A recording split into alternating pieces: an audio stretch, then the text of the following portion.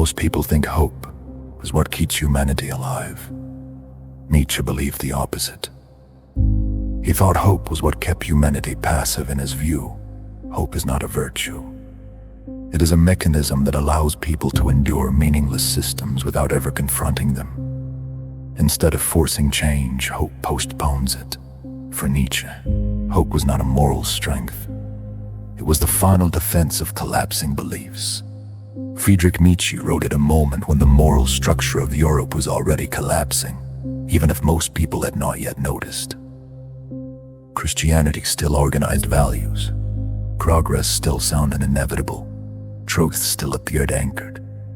Nietzsche's claim was that these structures were already dead in practice, and that hope was the anesthetic used to avoid facing that fact.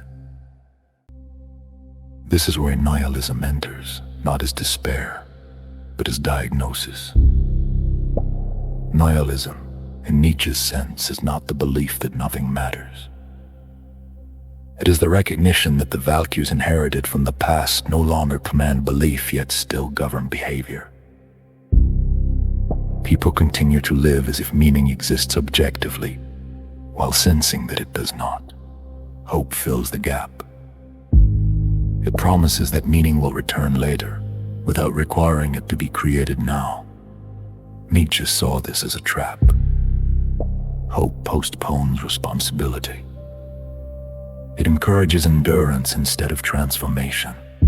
It tells individuals to wait for salvation, for justice, for progress, rather than confront the absence of guarantees. In this way, hope preserves weak structures by preventing their replacement. This is why Nietzsche's critique of religion extends beyond theology. Christianity, for him, is not merely false, it is functional. It teaches people to reinterpret suffering as meaningful without changing the conditions that produce it. Hope of redemption neutralizes rebellion. Hope of heaven justifies endurance. The system survives not because it is true, but because it delays confrontation. Nihilism, then, is unavoidable once these illusions erode. The question is not how to avoid nihilism, but what comes after it.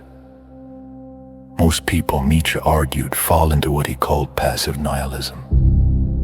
They accept that traditional values are hollow, but respond by clinging to comfort, distraction, or moral routines emptied of conviction. Hope mutates rather than disappears. It becomes faith in vague futures, progress, humanity, history bending in the right direction. These beliefs lack structure, but they feel safe.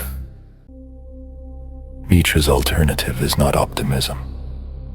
It is the Übermensch, often mistranslated as Superman, but better understood as the Overman. This is not a biological or political ideal. It is a psychological one. The Übermensch is the individual who creates values rather than inheriting them, who does not wait for meaning, but imposes form on chaos. Hope has no place here. The Übermensch does not hope that life will become meaningful. He acts as if meaning is something produced through commitment, risk, and self-overcoming. This is why Nietzsche associates hope with weakness. Not because suffering is avoidable, but because hoping for rescue avoids authorship. This distinction matters. Hope assumes that meaning exists elsewhere, later, above, beyond. Nietzsche insists that this orientation drains life of intensity. If meaning is always deferred, the present becomes tolerable but empty. Action becomes cautious. Risk feels unjustified. Life is endured rather than affirmed. Nietzsche's most unsettling idea follows from this. Suffering is not the problem. Meaningless suffering is. And hope often ensures that suffering remains meaningless by framing it as temporary rather than formative. Pain is endured for a promised future, instead of used as raw material for transformation.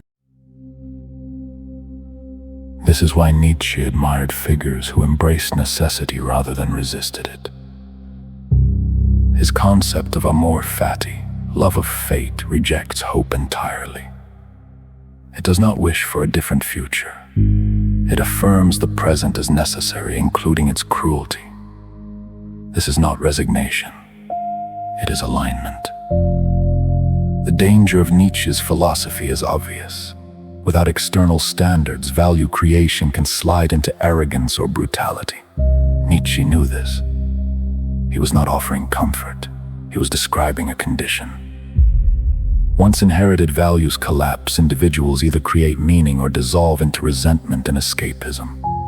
Hope delays this choice. It keeps people suspended between disbelief and obedience. It allows systems to persist after they have lost justification.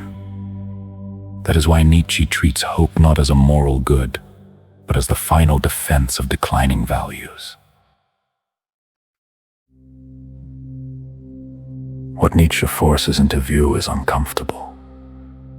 If meaning is not given, waiting is indistinguishable from avoidance.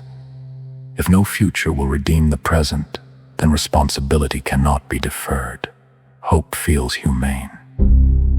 Nietzsche saw it as a sedative, not because life is hopeless, but because hope prevents life from being claimed.